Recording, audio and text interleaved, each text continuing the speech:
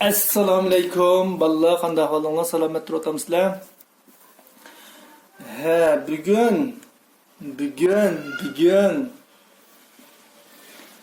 Musa kishilik taraqqiyot haqida gap sotmoqchi.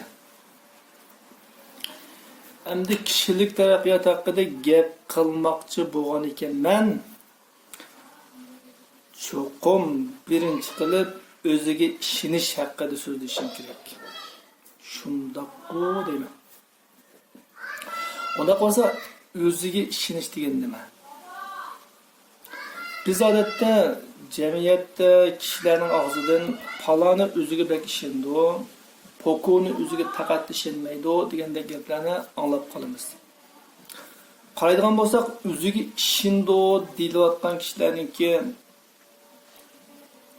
o'z ko'z qarashlarini dadil o'tirib qo'yalaydigan, o'zini erkin ifodalaydigan, boshqalarning qosh ko'ziga uncha bala parvo qilib ketmaydigan, dadil yuraklik, tavakkulchan insonlar ekanligini ko'ramiz. O'ziga ishonmaydi deyilayotgan kishilarga qaraydigan bo'lsak, o'zining maydoni yo'q, ko'z qarashlarini dadil o'tirib qo'ya olmaydigan, iqimga erishib minishni yoqtiradigan yoki qildigan ishi boshqalarga ergishib minish bo'lgan, boshqalarning oldida o'zini dadil ifodalay olmaydigan shundoq kishilar ekanligini ko'ramiz. Mana mushu misollardanmi o'ziga ishonishninki nimaligini ko'ra olamiz. Shundaqdimi men o'ziga ishonish degan nima degan savolga qarata Mehmet To'xtaninki aniqlamasini bir deb o'tay. Menimcha bo'lganda o'ziga ishonish degan gap, o'zidagi qimmat qarashlarga ishonish degan gap, o'zidagi qimmatlarga ishonish degan gap. Siz o'zingizdagi e'tiqodga ishonsangiz, o'zingizga ishongan bo'lasiz. O'zingizdagi qobiliyatga ishonsangiz, o'zingizga ishongan bo'lasiz. O'zingizdagi axloqqa, fazilatga ishonsangiz, o'zingizga ishongan bo'lasiz. Ya'ni o'zingizning vujudida, ruhingizda va narsalarga ishonsangiz, o'zingizga ishongan bo'lasiz. Masalan, siz bir musulmon bo'lishingiz mumkin. Siz islomning to'g'riligiga qat'iy ishonsangiz, siz buni namoyon qilishdan qo'rqmaysiz. Agar buni qat'iy ishonmasangiz-chu, o chaqda musulmonlarning orasida taqvo ko'rinadigan, ammo boshqalarning orasida bo'lganda bo'lsa, zangli qilami. Nima deb qola deb namozingizni o'nglab o'qiy olmaydigan holga tushib qolasiz. Masalan, siz Uyg'ur bo'lishingiz mumkin.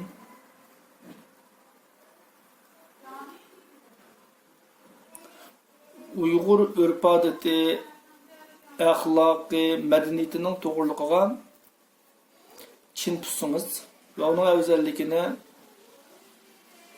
qabul qilsangiz, uningdan iftixorlansangiz, siz buni har yerdan namoyon qila olasiz. Ammo siz bu jihatda yetarli o'zingizga ishonmasangiz, Uyg'urlarning orasida Uyg'urlar maqtaganlik uchun o'zingizni namoyon qila olishingiz mumkin. Ammo boshqa muhitga borganda bo'lsa, qo'rnishingiz, siqilishingiz, qisilishingiz mumkin. Undan boshqa siz axloq fazilat deb qaragan ba'zi ishlarningki boshqa bir muhitda axloq fazilat deb qaralmasligi mumkin. Bu xil ahvolda o'zingizga ishonmasangiz, muhit almashgandan keyin o'zingizni kamsitadigan bu qilishingiz mumkin. Demak, o'ziga ishonish degan gap, o'zidagi qimmatlarga ishonish degan gap. Agar siz o'zingizdagi qimmatlarga ishonsangiz, o chaqda o'zingizga ishongan bo'lasiz.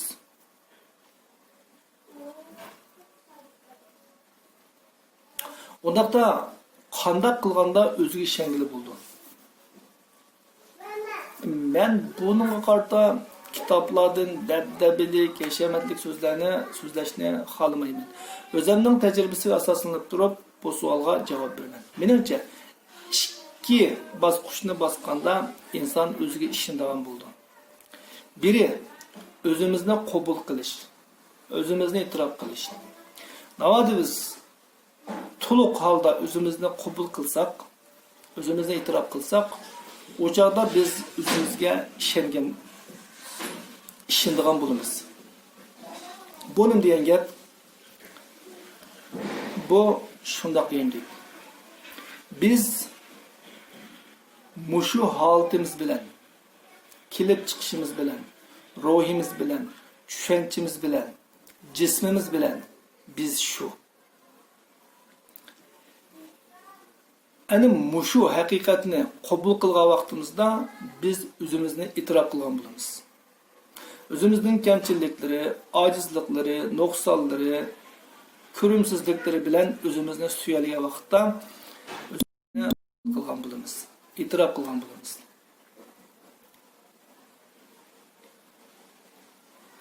Navratning bolasi bo'lishimiz mumkin. Bilimsiz bo'lishimiz mumkin. Sehralık buluşumuz mümkün. Kürümsüz buluşumuz mümkün. Mümkün. Ama biz bu karakterlerimizni, bu sıfatlarimizni kabul kılmağa vaktimizde o bizdeki noksallarımızga aylandı. Şunun bilen başkalar bizni kemsitişten burun özümüzni kemsitimiz. Şehirlikni aldığı bağında, bayının aldığı bağında, bilimlikni aldığı bağında, çıraylıkni aldığı bağında özümüzne otomatik halda kemsitadigan bo'lamiz. Ama biz bu realligimizni qabul qilgan vaqtda o bizningki nuqsonimiz bo'lishdan chiqadi. Belki ortiqçılığımız buluşu mümkün. Sehranın güzelliği, şehirnin kaynam taşkınlık aldı da ortiqçılık buluşu mümkün. Kalbimizin güzelliği, cismimizin meyitlik aldı da ortiqçılık buluşu mümkün. Sevirçallık, çıdamçallık bilen halal yaşap ötken hayatımız namratlıkımızdan aldı da ortiqçılığımız buluşu mümkün. Kaçan biz fakat şunu kabul kılganda, biz onu başkalarının bilip kılışıdan korkmaganda, kişilerge meni soysam muşu peti soy, ben muşu ruhim bilen, muşu cismim bilen, muşu kelip çıkışım bilen, ben şu diyeliğe vakit. Eğer biz onda diyemezsek şu, o çağda o bizden noktalarımızga aylandı, biz onu yuşuruşqa başlayımız, başkalarının bilip kılışıdan korkumuz, neticede özümüzge işenmeyimiz. Adi bir misal, pişanimizde yoki menzimizde bir tane menba deyli. Bu menni biz alaydilikimiz deb o'ylasak, alaydilikimiz. Güzellikimiz deb o'ylasak, güzellikimiz. Noksanımız deb o'ylasak, bu noksanımızga aylandı. Belki başkalar o'xshamagan baho berishi mumkin. Biri bu men shundoq chiroyliga sana yarashibdi deyishi mumkin. Yani biri bu yarashmabdi, bu güzellikingga nuqson yetkazibdi deyishi mumkin. Agar biz uni bana nuqson yetkazdi deb qarab elib o'tishga tirishsak, yoki uni elib o'tishga tegishlik narsa deb qarasak, u bizning nuqsonimizga aylandi. Navodi biz u meningki alaydilikki men shundoq yaratilgan. Agar u bo'lmasa men bu qadar go'zal bo'lmaydim. Deyilsak, o chaqda kishilarning tunishini o'zgartiramiz. Hatta bu go'zallikingga taxliq qildikan, elvasdan bo'ldikan degan kishilarmi bara-bara uni qabul qilishga boshlaydi. To'g'ri? bizni so'ysa, bo'lg'unimiz peti suyish kerak. Biz bu boshqalarni bo'lg'uni peti suyishimiz kerak. Birovlarni o'zimizning o'lchimiga tushirish uchun o'zgartishga urinishninki hojati yo'q. O'xshashla birovlarning bizni o'z o'lchimiga tushirish uchun o'zgartishga haqqi yo'q. Biz. Ya'ni shundoq bo'lgandilar biz o'zimizga ishonadigan bo'lamiz. Undaqda bu yeterlikmi? Menimcha yeterlik emas. Men o'zimga ishonaman. Men sat. Men namrat. Men bilimsiz. Buni qabul qilaman. Shuning bilan o'zimga ishonaman. Desak, to'g'rimi? To'g'ri emas. Balkim bir yerlargacha to'g'ri. Ammo yana bir yerlargacha to'g'ri emas. Qanday qilishimiz kerak? Ikkinchi qilib o'zimizni kuchaytirishimiz kerak. Biz o'zimizni e'tirof qilgandan keyin, o'zimizni qabul qilgandan keyin qiladigan ikkinchi ishimiz o'zimizni kuchlantirish. Hayot ma'lum ma'noda aytganda imtihon maydoniga o'xshaydi. Agar biz imtihonga to'liq tayyorlik bilan kirgan vaqtimizda o'zimizga ishonch hosil bo'ladi. Garchi natijaning 100% kapolatini berolmasakmi, lekin 100% ga yaqin bir natijani umid qila olamiz. Agar biz imtihonga yaxshi tayyorlik qilmasak, men o'zimga ishonaman deb sinfga kira olamdik, kirolmaymiz.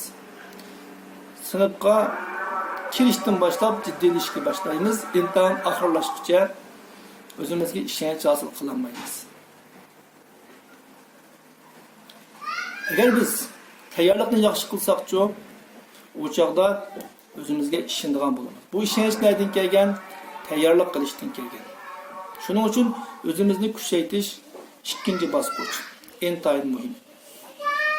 Bo'lmasa, reallik ochiq, reallik naq maydon. U yerda biz yengilgandan keyin men yengilmadim deb turvasak, changandan keyin men chanmadim deb turvasak, o'zimizni aldayamaymiz. Başqalarni aldayamaymiz. Natijada o'zimizni e'tirof qilishdan kelgan ishonchimizni yo'qotib qo'yamiz. Shunga ikkinchi qilib o'zimizni kuchlantirishimiz kerak. Namrat bo'lishimiz mumkin. Beyish uchun tirishish bizning yurtimizda. Meyib bo'lishimiz mumkin, ojiz bo'lishimiz mumkin. Cheniqish orqali kuchiyish bizning yurtimizda. Ko'rimsiz bo'lishimiz mumkin, sochlarimizni tarab, girim qilib, pardoz qilib o'zimizni go'zallashtirish bizning ilkimizda.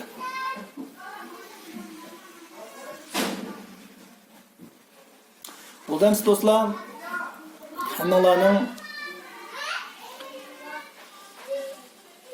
o'zinglarni e'tirof qilishinglarni va o'zinglarni e'tirof qilish orqali kuchayishinglarni umid qilaman. Kelagi videoda ko'rishaylik. Xayr xo'sh.